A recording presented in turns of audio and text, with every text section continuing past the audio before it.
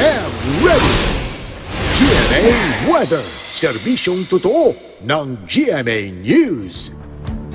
Mga kapuso, nasa low critical o critical level na po ang Lamesa Dam. Ang inyong nakikita ay ang Lamesa Dam noong mataas pa yung critical level na yan ng tubig taong 2013 yan. Mga kapuso, kita-kita nyo, punong-puno ng laman ang Lamesa Dam. At eto na po ngayon, ang Lamesa Dam, natutuyo na, kitang-kita na yung mga lupa.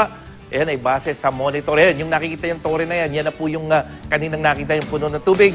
Monitoring po yan ng lokal na pamahalaan ng Quezon City. At kanina, nakapagtala ang Pag-asa ng 68.93 meters na water level dyan sa Lamesa Dam.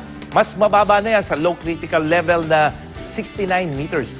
Mga kapuso, taong 1998 pa po naranasan ng pinakamababang water level na 68.75 meters dyan sa Lamesa Dam. Sa ibang dam naman, nasa mahigit 69.78 meters naman ang level ng tubig dyan sa may Magat Dam sa Isabela Province, mga kapuso. Malayo pa naman yan sa low critical level na 160 meters.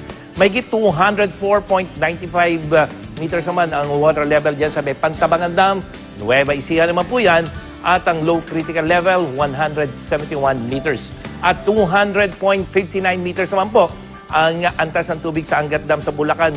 Ngayon din po yan, malayo pa ito sa 180 meters na low critical level. At sa rainfall forecast ng Metro Weather, yung mga probinsyang tiningnan natin, Nueva Ecija, dyan sa Isabela, mga kapuso, wala pa rin ulang inaasahan ngayong araw na ito, maliban dyan sa may Batanes Group of Islands. At sa Southern Luzon, ganun din mga kapuso, napakababa ng tsansa ng ulan, pero may mga posibleng mahinang pag-ulan dyan sa may Northern Quezon. At sa Visayas, nananatiling mababa rin ang tsansa ng ulan, Eastern Section, Western at Central Part, pero may mga mahihinang pag-ulan kapag dating ng hapon dyan sa may Leyte Province. At sa Mindanao, wala ring ulan sa malaking bahagi, maliban dito sa may Soxargen, dyan sa may Davao del Sur at sa may Davao Oriental. Pagdating yan ng hapon, mga hanggang katamtamang pag-ulan. Pero itong Zamboanga Peninsula na patuloy na nakakaranas ng tagtuyot, wala ring ulan ngayong araw na ito. At dito sa Metro Manila, wag po tayong umasa na magkakaulan, mahibaba ang tsansa ng ulan maghapon, at ang ating init factor, ito mga kapusa, alas 8 pa lang ng umaga, 32 degrees Celsius na, at pagdating ng tanghali, aabot ng 37 degrees Celsius. Kaya mga kapuso, maging I am ready sa maalinsangang panahon. At yan ang latest mula sa GMA Weather. Ako po si Nathaniel Cruz, magplano para sigurado. I am ready.